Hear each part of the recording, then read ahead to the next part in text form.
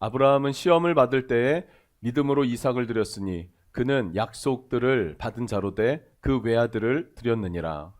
그에게 이미 말씀하시기를 내 자손이라 칭할 자는 이삭으로 말미암으리라 하셨으니 그가 하나님이 능히 이삭을 죽은 자 가운데서 다시 살리신 줄로 생각한지라 비유컨대 그를 죽은 자 가운데서 도로 받은 것이니라. 믿음으로 이삭은 장차 있을 때에 일에 대하여 야곱과 에서에게 축복하였으며 믿음으로 야곱은 죽을 때에 요셉의 각 아들에게 축복하고 그 지팡이 머리에 의지하여 경배하였으며 믿음으로 요셉은 임종시에 이스라엘 자손들이 떠날 것을 말하고 또 자기 뼈를 위하여 명하였으며 아멘. 예, 오늘은요 믿음 5번째 시간입니다. 히브리서 11장을 우리 나누고 있는데요. 믿음의 조상들이 가진 믿음, 그것은 어떤 믿음인가? 오늘 그것을 살펴보려고 합니다. 그 믿음의 조상이라고 하면 누구를 말할까요? 아브라함, 이삭, 야곱 이렇게 말해요. 거기에 요셉을 포함해서 이 4명의 족장, 창세기에 등장하는 4명의 족장, 그들의 믿음을 오늘 좀 살피면서 우리의 믿음이 굳건해질 수 있기를 축복합니다. 그리고 믿음 안에서 결단이 있기를 축복하고 그 결단으로 인해서 우리의 삶에 묶인 것들이 풀어지고 그리고 막힌 것들이 뚫어지는 높은 산들은 평지가 되어지는 그런 놀라운 역사가 돌파하는 역사가 있기를 예수님 이름으로 축복합니다. 네, 믿음의 조상들은 어떤 믿음을 가졌을 것 같습니까? 결론부터 말하자면 하나님이 주신 약속은 반드시 이루어진다. 이 확신을 가지고 그의 인생들을 살아냈다는 거예요. 여러분, 하나님은 약속하신 것을 반드시 이루시는 분이십니다. 그걸 믿으셔야 돼요. 이 믿음이 매우 중요하는데 그것을 알아요. 아는 게 아니라 인식하며 하루하루를 주님 앞에서 살아가는 그 믿음이 믿음의 조상들이 가졌던 믿음이라는 것이죠. 조금 빨리 지나가도록 하겠습니다. 첫 번째 등장하는 믿음의 조상이 누굽니까?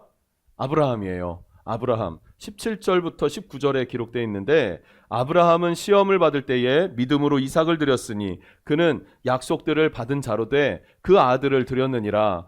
그에게 이미 말씀하시기를 내 자손이라 칭할 자는 이삭으로 말미암으리라 하셨으니 그가 하나님이 능히 이삭을 죽은 자 가운데서 다시 살리실 줄을 생각한지라 비유컨대 그를 죽은 자 가운데서 도로 받은 것이니라. 아멘.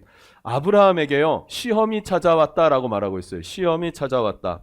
아브라함은 시험을 받을 때에 라고 말해요. 시험을 받을 때에. 여러분, 우리가 신앙생활을 하다 보면 시험이 찾아옵니까? 찾아오지 않습니까? 찾아와요. 누가 우리를 시험하는 것일까요? 하나님이 우리를 시험하는 것은 아닙니다. 그런데 원수 마귀의 유혹, 미혹 그런 시험들이 우리를 찾아올 때가 있고 그때 우리는 믿음이 있으면 통과가 되고 믿음이 없으면은 어떻게 해야 돼요? 다시 해야 돼요. 다시 믿음을 쌓고 다시 믿음을 쌓고 다시. 여러분, 믿음 있는 은혜 있기를 축복합니다. 아브라함에게는 하나님이 큰 소망을 주셨습니다. 약속을 주셨습니다. 비전을 주셨습니다. 그러면 그 약속, 비전, 그 하나님의 위대한 꿈을 성취할 수 있는 뭐가 있어야 돼요? 우리에게? 아브라함에게 뭐가 있어야 됩니까? 믿음이 있어야 돼요. 하나님의 약속을 믿고 그 값을 지불할 수 있을 때에 그 약속이 성취되어지는 것입니다. 그런데 내가 믿음이 없으면 그 하나님의 계획한 뜻을 우리를 통해서 이루실까요? 못 이루실까요? 이루실 수가 없으시더라. 그러면 우리는 이 시험을 통해서 무엇을 측량할 수 있냐면 내 믿음의 무게를 측량할 수가 있는 거죠. 그 시험이 찾아왔을 때는 내 믿음의 무게를 다루어 보시는구나 이렇게 생각하면 틀리지 않습니다. 그런데 여러분 한번 돌아보세요. 신앙생활 했던 여러분 같이 신앙생활을 하셨던 많은 분들 한번 되돌아보십시오. 그러면 대부분의 사람들이 이 시험에서 통과하기보다는 시험 들어서 멀어집니다. 하나님과. 하나님의 꿈과 부르심에 멀어지는 일이 더 많지 그 시험을 통과하는 일은 매우 적은 게 현실입니다. 그럼 우리도 어떻게 해요? 믿음을 다루어 보실 때 겁먹을 필요는 없어요. 그런데 정신 차리고 내 믿음을 점검할 필요는 있습니다. 내 믿음을 잘 한번 살펴볼 필요가 있다는 말이에요, 여러분. 그렇죠? 하나님의 믿음. 그 믿음이 없으면 어떻게 하냐면 하나님의 그 꿈과 그 영광은 무거워요. 담아낼 수가 없어서 내가 짓눌릴 수가 있습니다. 쉽게 말하면 내가 너를 왕으로 세워줄게. 하나님의 약속이 있었습니다. 그리고 왕으로 세워졌습니다. 그런데 사울은 금방 무너져 버렸어요. 왜 무너졌습니까? 믿음이 가벼웠기 때문에. 그런데 다윗은 왕이 되었는데 믿음을 지켜냈습니다. 스스로 높아지지 않았습니다. 심지어 죄를 지었어도 하나님 앞에 회개하며 자기의 영적인 포지션을 되찾아요. 어떻게 그럴 수가 있었을까요? 그것은 믿음이 있었기 때문에. 근데 그 믿음은 테스트를 통해서 시험 받을 때에 이 시험을 통과한 믿음이었다는 거예요, 여러분. 여러분, 우리에게도 부르심이 있고 약속이 있다면 그것에 대해서 짓눌리지 않을 믿음의 통과가 있어야 되는 줄로 믿습니다. 여러분, 하나님 나라를 위해서 살겠습니다. 주님의 몸된 교회를 세우겠습니다. 결단해 본 적이 있으시죠? 그런데 그 믿음이 지금도 그 열정이, 그 믿음이, 그 헌신이, 그 충성이, 그 순종이 여전하십니까? 라는 질문을 스스로 해보셔야 돼요. 그리고 스스로 그것에 답할 수 있기를 축복합니다. 그래야 내 믿음이 한결같은 거죠. 한결같은 그 믿음의 무게 위에 하나님이 뜻을 이루실 수가 있다라는 것을 기억하면 좋겠습니다. 아브라함은 시험을 받을 때 어떻게 했을까요? 따라해 볼까요? 그 외아들을 드렸느니라. 그 외아들을 드렸느니라. 예, 외아들을 제가 갖고 있습니다. 드리기 어려워요. 이삭을 아브라함처럼 드리기가 어려워요. 외아들인데 아들이 2개면 하나 드리겠는데 하나밖에 없는데 그걸 어떻게 드립니까? 그렇죠? 그런데 아브라함은 어떻게 했다고요? 시험 받을 때에 그 외아들을 드렸더라. 왜 드렸습니까? 믿었기 때문에. 믿음이 있기 때문에. 그럼 뭘 믿었냐 이거예요. 뭘 믿었냐? 아브라함이 믿은 건 뭘 믿었냐? 하나님의 약속을 믿었는데 하나님의 약속은 크게 2가지입니다. 하나는 내가 지시할 땅을 주겠다. 지시할 곳으로 가라. 내가 한 땅을 너에게 예비하였다. 그 땅을 주겠다. 땅을 주겠다는 약속이 있었고, 2번째, 땅만 있으면 뭐합니까? 뭐가 필요해요? 자손이 필요해요. 아들이 필요하다고요. 상속자가 필요해요. 상속자를 주겠다. 아들을 주겠다. 이것을 약속하셨어요. 2가지 뭘 약속하셨다고요? 첫 번째는 땅, 2번째는 상속자, 아들을 주겠다. 이 약속을 하셨어요. 그런데 아브라함은 이 2가지 하나님 주시겠다 했던 땅과 자손에 대한 것들을 믿었어요. 믿었기 때문에 이삭을 바쳐도 오늘 히브리서에서는 뭐라고요? 그가 다시 살리실 것을 믿음으로 이삭을 드렸다는 거예요. 근데 이것은요, 아브라함이 생각할 수 있는 한계치의 최대치였어요. 그러니까 생각의 한계가 있잖아요. 그것을 최대한 발휘했을 때 이삭을 죽여도 하나님이 다시 살리실 것이다. 이 정도까지 생각을 한 거지. 근데 그 이상의 우리가 알 수 없고 생각할 수 없고 기대할 수 없는 전능하신 하나님께서, 모든 만물 위에 뛰어나신 주님께서 이삭을 어떻게 하신다? 반드시 살리신다. 다시 살리신다. 이 믿음이 있었다는 사실이에요. 자, 아브라함이 이삭을 낳았을 때 몇 세에 낳았다고요? 100세에 낳았어요. 근데 99세 때 천사가 와서 네가 내년 이맘때 아이를 낳을 것이다, 않을 것이다, 이렇게 얘기를 했어요. 그때 아브라함이 뭐라고 했냐면은 죽은 송장과 같은 나라고 고백해요. 무슨 말이에요? 자녀를 생산할 능력이 이미 어렵다라는 거예요. 나는 송장과 같다는 거예요. 내 몸에서는 자식을 볼 수 없습니다라는 거예요. 그런데 하나님께서 누구를 주셨어요? 이삭을 주셨어요. 그리고 그 이삭이 청소년까지는 자란 거예요. 나이가 분명하지는 않지만. 그래서 나무를 짊어지게 하고 같이 모리아산으로 올라가잖아요. 이삭이 최소한 나무를 짊어지고 올라갈 정도가 됐다고요. 제가 분명히 아는 것은 10살 정도는 이 나무 짊어지고 산에 올라가기 어렵습니다. 더 컸겠죠. 그러면은 아브라함이 현실적으로 또 자녀를 낳을 수 있나요? 불가능하죠. 한 번은 주님의 은혜로 가능했다고 해도. 그러나 하나님께서는 이 이삭을 통해서 역사하실 것인데 이 이삭을 죽여도 살리실 것이고, 그게 아니더라도 하나님의 뜻과 계획과 섭리는 있을 것이다라는 것을 믿었다는 거예요. 자, 우리 삶에 적용해 봅시다. 하나님이 우리의 삶에 약속을 주시고 비전을 주셨어요. 근데 우리가 그 삶을 순종하여 나아가다 보면 막히는 일이 있습니다. 어려운 일들이 생깁니다. 그럼 우리는 어떻게 합니까? 포기해버려요. 그러면 믿음이 없는 거예요. 그럼 우리는 어떻게 해야 됩니까? 믿고 순종하는 거예요. 믿고 나아가는 거예요. 그것이 믿음이라는 거예요. 여러분은 어떻게 하나님 안에서 꿈꾼 것들을 포기하셨나요? 되찾아오십시오. 아멘. 되찾아오십시오. 하나님 안에서 원했던 나의 꿈과 비전과 그 이상향이 있었을 거 아니에요. 그것들을 되찾아오십시오, 여러분. 그리고 믿음으로 다시 취할 수 있는 은혜가 있기를 예수님 이름으로 축복합니다. 아브라함이 믿음으로 외아들을 드렸어요. 그런데 결과는 어떻게 됐나요? 하나님은 이삭을 죽이지 못하게 하셨고 수양 한 마리를 예비하셨어요.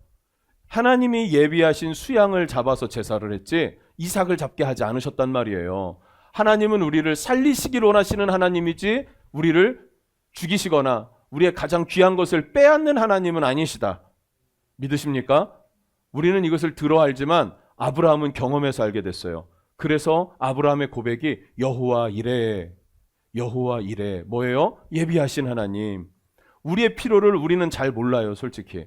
우리 그냥 돈만 있으면 다 될 줄 알고 건강만 있으면 다 될 줄 알지만 아닙니다. 하나님은 더 정말 필요한 게 무엇인지를 나보다 나를 더 잘 아시기 때문에 하나님 예비하고 계세요.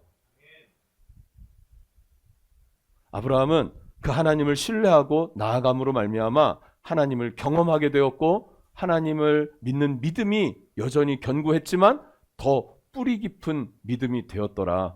그래서 믿음의 조상이라고 우리가 부르잖아요. 믿음의 시작이라는 거예요. 아브라함. 그 믿음이 우리 안에 있기를, 여러분에게 있기를 축복합니다.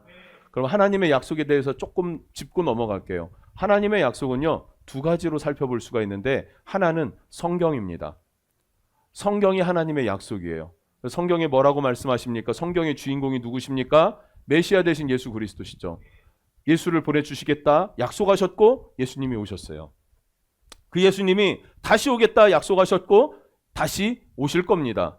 믿으십니까? 이게 약속이라는 거예요. 우린 이 약속을 붙잡고 살아야 된다는 겁니다. 두 번째 약속은 뭔지 아십니까? 두 번째 우리에게 주신 약속은 뭐냐면 예수님이 제자들에게, 이 제자라는 것은 12제자만이 아닙니다. 거기에 모여있던 고린도전서에 보면은 500여 형제에게 부활의 주님이 일시에 나이 보이셨다라 그래요. 그러니까 500여 형제, 12제자, 그 다음에 예수님 전도대 파송하셨을 때 70명의 제자, 이렇게 예수님을 따르는 많은 사람들이 있어요. 그들에게 주신 사명 뭡니까? 모든 민족에게 나아가라. 그들을 제자로 삼아라. 아버지와 아들과 성령의 이름으로 세례를 베풀어라. 내가 너희에게 지시한 모든 것들을 그들에게 가르치고 그들이 지키고 그들이 그렇게 살아가도록 해라. 이게 우리에게 주신 사명입니다. 대사명이라고 하는 것이죠. 모든 민족에게 복음을 전파하라는 사명을 우리에게 주셨어요. 교회에게 주셨다는 거예요. 그러면 이 교회, 우리 교회는 이 사명을 받았어요. 이 사명을 어떻게 전할 것인가는 각각의 부르심이 있습니다. 저는 목사로서 부르심을 받았기 때문에 목사로서 교회를 세우는 사역을 할 거예요. 선교사님은 선교지로 나아가서 교회를 세우는 사역을 할 겁니다. 여러분은 어디에서 무슨 사역을 하십니까? 여러분의 달란트, 은사, 재능이죠, 달란트가. 그리고 여러분이 서 있는 자리, 여러분의 환경, 일하는 곳, 여러분의 가정 각각 다르잖아요. 여러분은 그곳에서 하나님의 부르심의 약속이 있음을 알고 계십니까? 나의 부르심은 이것이다라는 것을 여러분 말하실 수가 있습니까? 아세요? 모르시나요? 알아야 하고 그것을 붙잡아야 합니다. 왜냐하면 이 하나님의 부르심이 내 인생을 디자인해요. 그리스도인은요, 내가 꿈꾸는 게 아니에요. 하나님의 기쁨이 내 소망이 되고 하나님의 기쁨이 내 비전이 되는 거예요. 하나님의 기쁨이 내 마음의 소원이 되는 것입니다. 맞습니까? 그러면 내가 무엇으로 하나님을 기쁘시게 할까?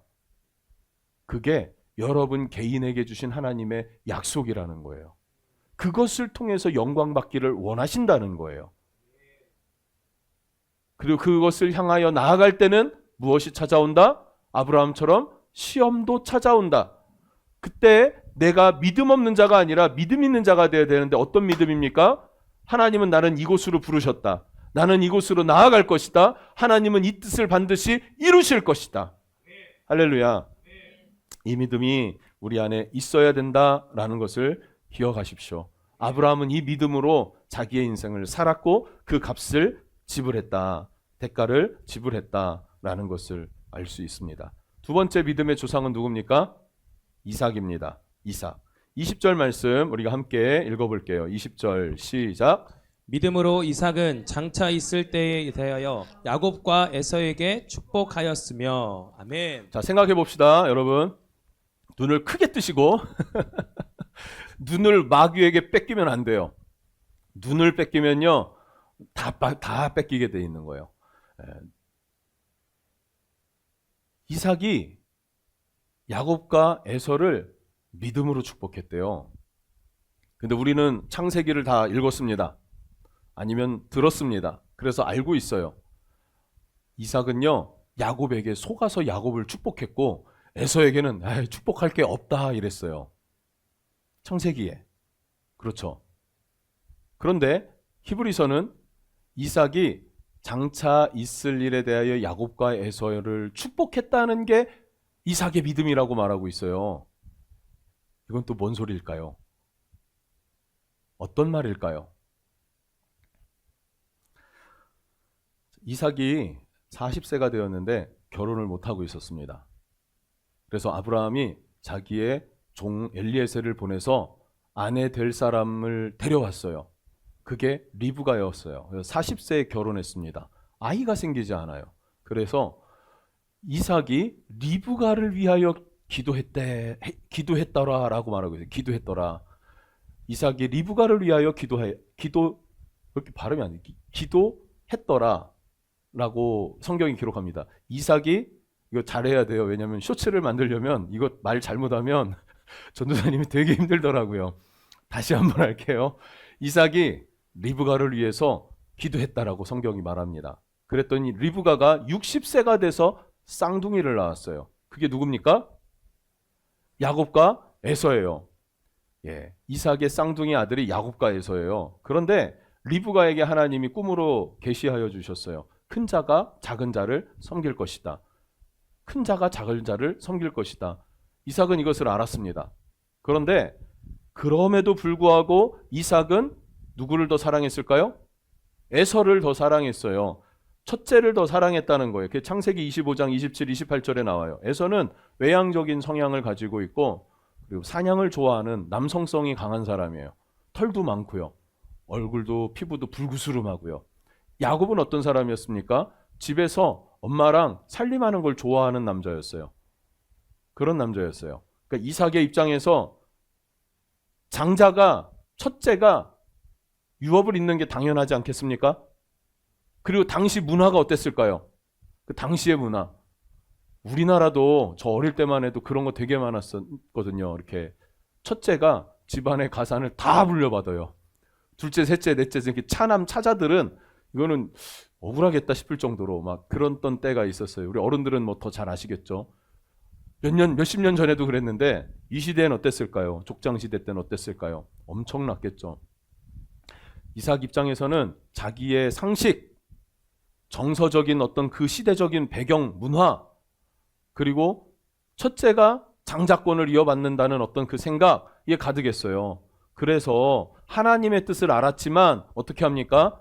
에서를 불러서 야, 너 나가서 사냥해가지고 잡은 것으로 요리해오면 내가 그걸 먹고 너를 축복해 줄게 라고 사냥을 보냈는데 그 순간에 야곱이 털을 붙이고 에서입니다 라고 하고 와가지고 형 에서의 축복을 다 빼앗아 갔어요. 그리고 시간이 지났는데 진짜 에서가 와가지고 아버지 잡아왔습니다. 드시고 기도해 주십시오. 축복해 주십시오.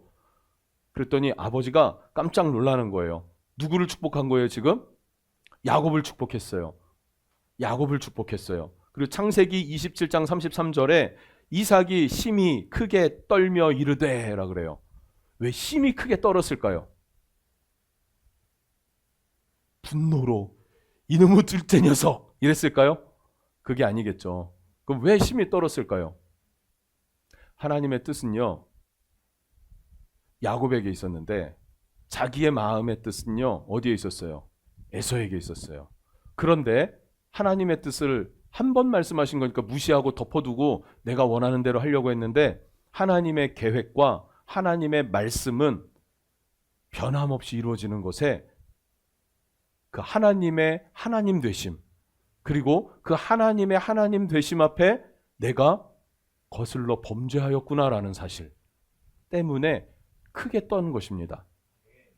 그래서 그 이후에 에서가 와가지고 저 자식이 나를 속여서 예전에도 팥죽으로 나를 속였고 지금도 아버지를 속여서 내 축복을 빼앗아 갔습니다 라고 했을 때 그러면서 뭐라 그래요? 나에게 축복을 다시 해달라고.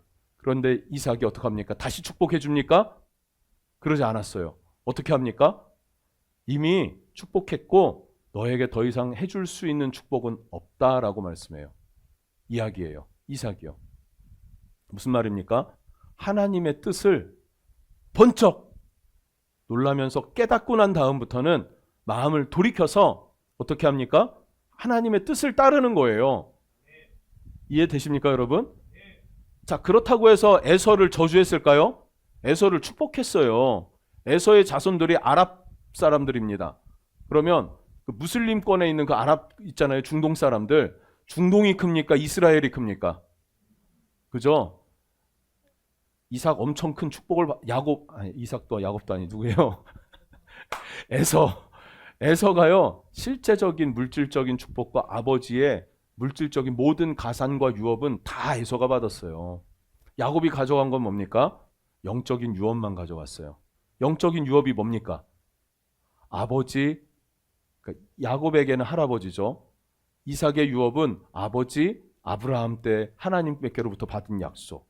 그리고 이삭 자신이 모리아산에서 잡으세요. 모리아산에서 아버지가 아들을 바쳤대요. 근데 그 아버지는 나이가 최소한 110살은 넘었습니다. 근데 그 아들은 어때요? 10대예요. 10대.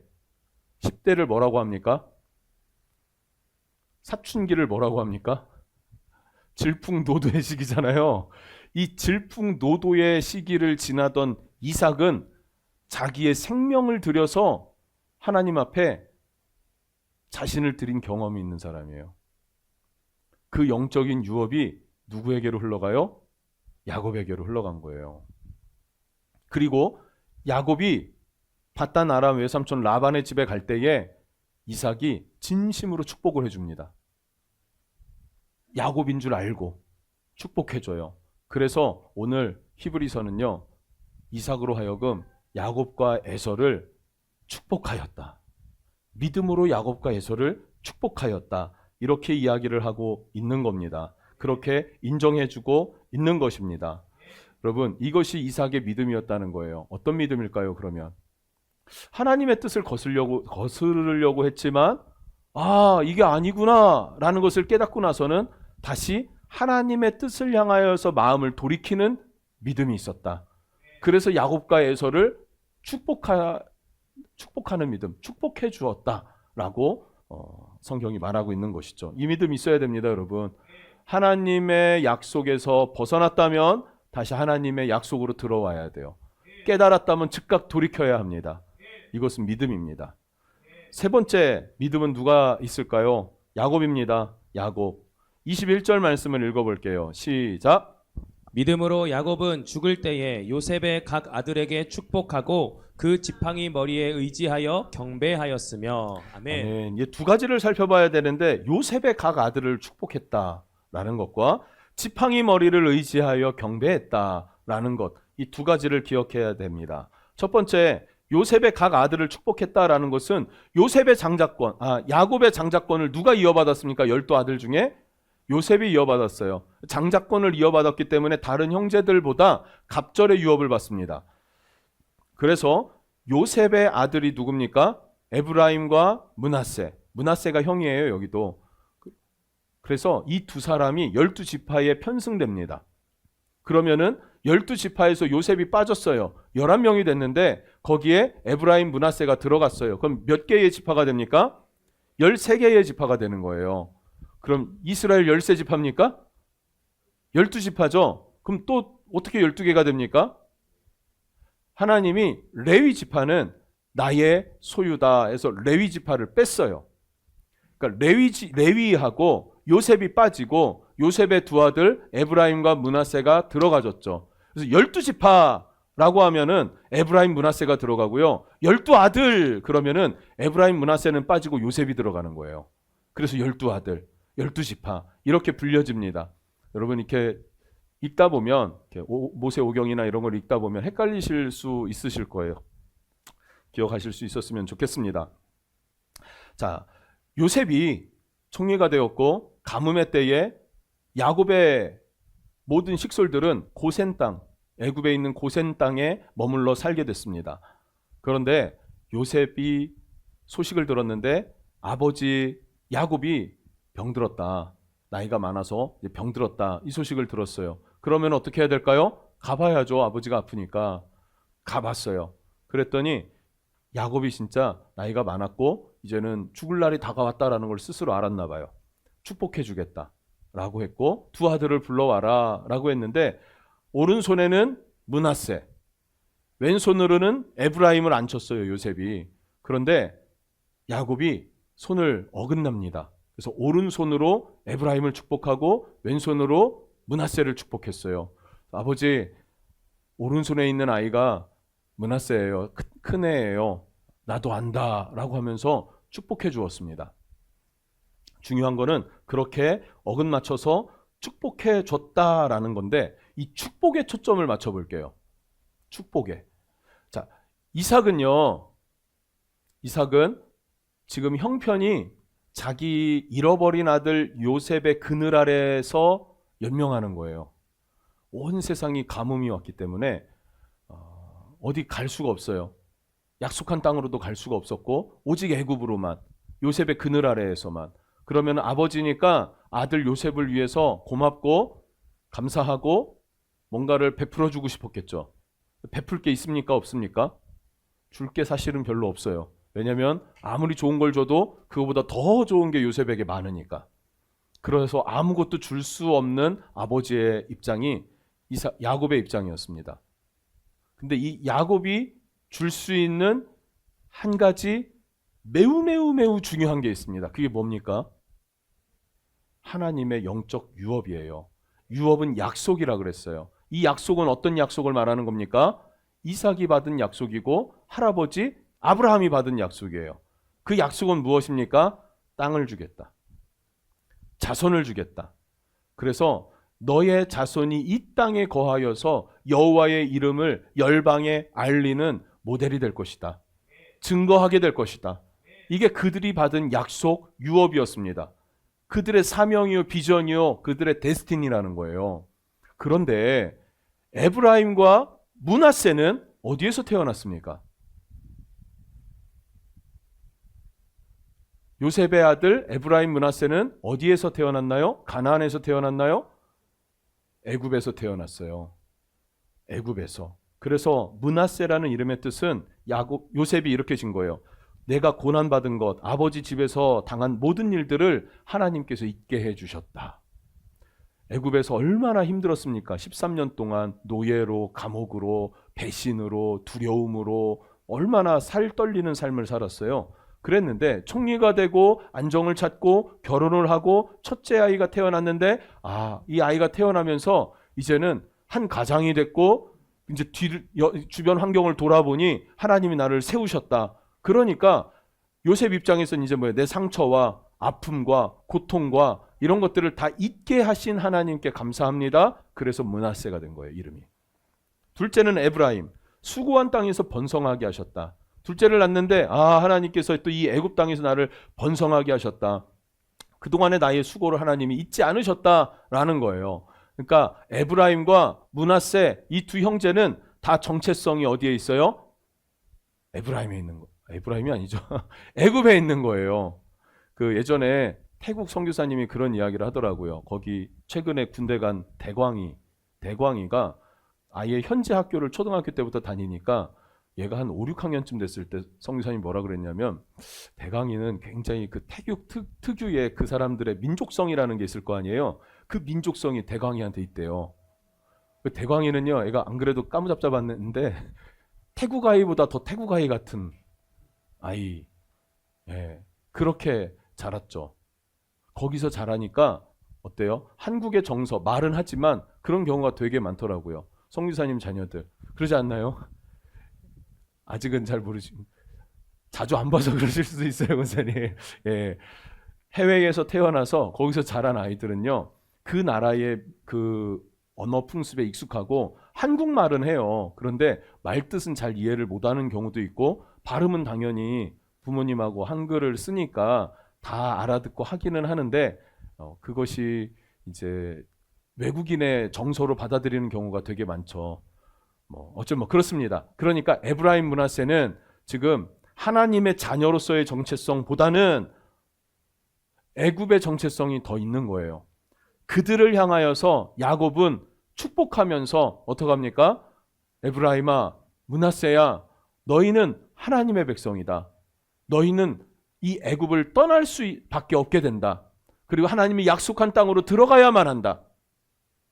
하나님의 부르심, 하나님의 약속, 하나님의 정체성, 그것들을 가르쳐 주었다는 거예요. 그것이 각 아들을 축복했다라는 표현입니다. 이해가 되십니까? 이거 굉장히 중요합니다, 여러분.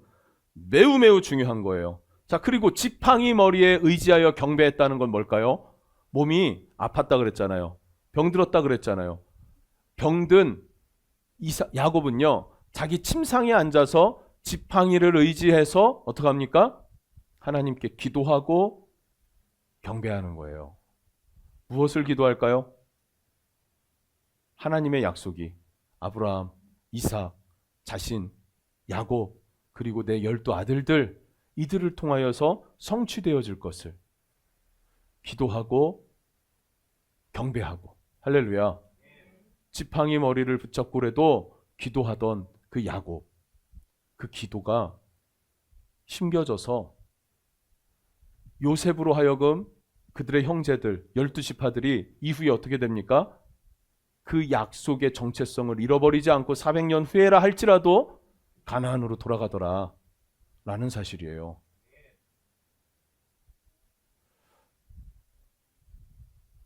이거는 매우 중요한 겁니다, 여러분. 만약에 하나님의 이 약속을 성취할 믿음이 아브라함, 이삭, 야곱, 요셉 이들에게 없었다면 하나님의 복음이, 예수 그리스도가 어디서 태어납니까?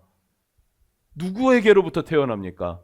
아브라함의 혈통으로 나와야 되잖아요. 근데 아브라함이 믿음이 없으면 우리의 메시아 예수 그리스도가 어떻게 오시냐 이거예요. 그러니까 하나님의 계획에 매우 중요한 인물이 아브라함. 그 아브라함이 순종할 수 있었던 이유는 믿음. 그 믿음은 아브라함뿐만 아니라 이삭도, 야곱도, 요셉까지도 이어져 내려가더라라는 거예요. 자, 그러면은 우리도 한번 생각해 봅시다. 우리 은혜의 항해 교회가 이런 믿음의 아버지 야곱과 같은 그런 헌신이 누군가가 있어야 되지 않겠습니까? 세상에 힘들고 지칠 일이 많이 있지 않습니까? 우리도 그럴 때가 있고 우리 자식들은 더 그럴 수 있지 않겠어요? 더 힘들고 더 어렵고 더 퍽퍽하고 그럴 수 있지 않겠습니까? 그럴 때 어떻게 해야 될까요? 갈 데가 없어요. 내 자식이, 내 아들이 있는데, 내 딸이 있는데 얘네들이 인생을 살면서 힘들고 곤고함을 당했어요. 외로워요. 어디 숨고 싶고 쉬고 싶고 안식을 누리고 싶어 해요. 그래서 갈 데가 없어서 술집이나 다니고 마약이나 하러 다니고 세상에 막 즐길 것들 찾아다니고 그러길 원하십니까? 아니면 주님의 몸된 교회로 나와서 주님 앞에 숨고 주님의 품 안에서 위로를 얻기를 원하십니까? 그런 교회를 누가 세웁니까? 그러면 부모 세대가 누군가가 그렇게 피땀으로 교회를 세웠을 때에 그 교회에 그의 자손들이 깃들어 쉼을 얻고 숨을 수 있고 다시 새 힘을 얻을 수 있고 안식을 취할 수 있는 것 아닙니까? 그래서 교회는 중요해요.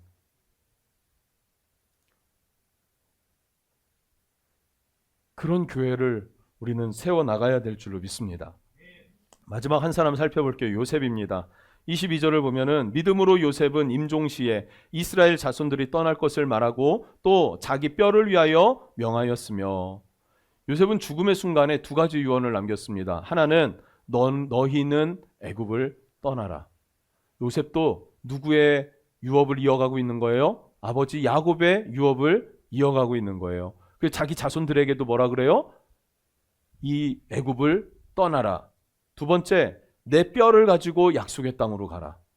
내 뼈를 이 애굽에 두지 마라. 내 뼈라도 그 땅을 향하여 나아갈 것이다. 또 너희가 이것을 기억하고 지켜 행하라 라는 의미가 또한 될 수 있을 겁니다. 이건 매우 중요해요, 여러분. 애굽에서 성공한 요셉입니다. 두려울 게 없는 요셉이었어요. 어찌 보면요, 요셉이 새로운 정권을 창출해낼 수도 있지 않았을까요? 바로가 그랬거든요. 내가 너보다 높은 것은 이 왕좌뿐이다. 모든 권한과 전권을 너에게 위임하겠다 라고 했거든요.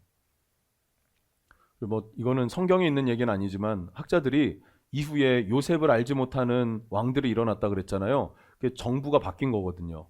그래서 요셉의 일을 알지 못하게 된 그 새로운 왕조가 세워지고, 그러면서 이스라엘을 탄압하고 그들이 여호와를 다시 찾고 출애굽하게 되고, 뭐 이렇게도 설명을 하더라고요. 요셉도요, 정권을 바꿔버릴 수 있는, 쿠데타를 일으킬 수 있는 힘이 있었다니까요. 그런데 그러지 않아요. 왜요? 여기에서 정권을 차지하는 게 요셉의 비전이, 부르심이, 꿈이 아니기 때문에. 요셉의 꿈은 뭡니까? 부르심은 무엇입니까? 약속의 땅에 있었어요. 약속의 땅을 바라봤어요. 그래서 여기에 미련을 두지 않았고 여기에서 욕심을 부리지 않았단 말이죠. 자, 이후에 똑같은 이 애굽처럼 계시록에선 뭐라고 하면 바벨론을 말하고 있어요.